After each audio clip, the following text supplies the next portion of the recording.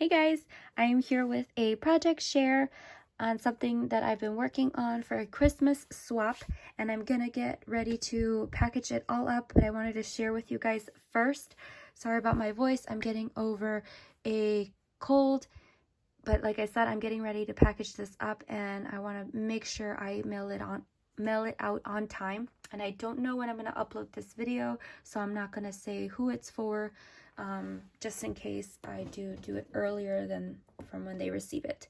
So I am I made a little advent calendar house box. Actually, I can't remember the name of the box or what the person called it. I did follow a tutorial. I will leave the link down in the description box. The tutorial was actually in Spanish, which the person kind of did talk a little bit fast, so it was kind of hard to keep up because they did not provide measurements like in the description box. So I apologize for that if you try to go back.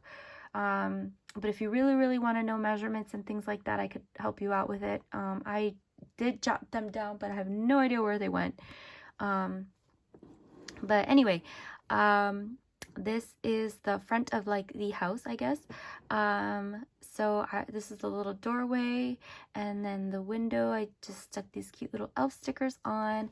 In the person's video, they made the door kind of like flap open and close. I did not do that. I just used the little bow as kind of like the little handle, and then this I fussy cut out, and I kind of made that as like the door's wreath, I guess, and just added some little bling on there. And then this is the side of the house. The original creator did not do a window on the side. She had like a little ephemera piece off to the side, but I thought it'd be cute to do a window and kind of like one of those like swags on the bottom. Oh, that's a sticker, obviously.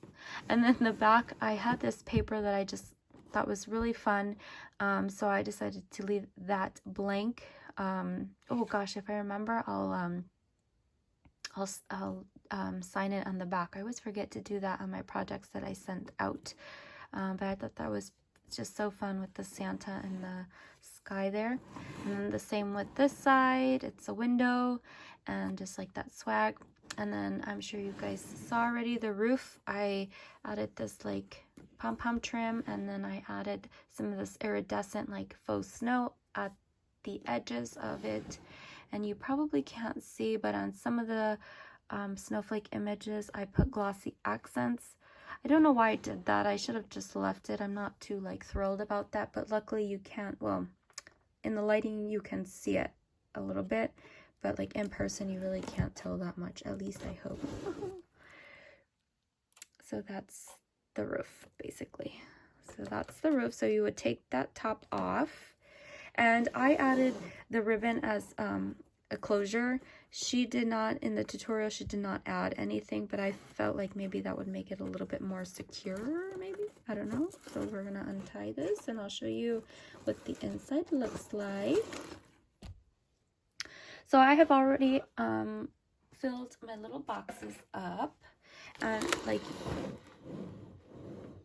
you see, there is 24 boxes, so it is a 24-day advent calendar, and these boxes I believe are 2x2, so yes, they are small. And I kind of assembled one to see what it would look like, because you know, in video sometimes it's hard to tell, and I really wanted to make them a little bit bigger, and maybe do like a 12 days, like the 12 days of Christmas, just so I can maybe put a lot more goodies inside the boxes. But I was having trouble kind of like creating a little box of my own without creating too much of a bulk, because as you can see, when it closes, you have to leave space in order for the box to close. So I just didn't want to mess with that, because I didn't want to take even longer sending this out. So I just decided to keep with what the original creator made, is these little boxes. I believe she does have a PDF in her video, so if you upload it, if you have a Cricut. I actually just did mine by hand. I just thought it was easier to like cut and score, but anyway, whatever.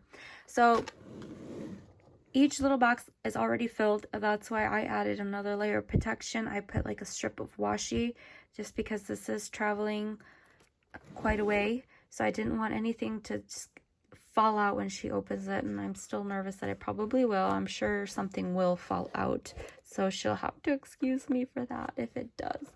So, because like I said, some of these, because of the stuff in it, like the lid kind of like wants to naturally open up.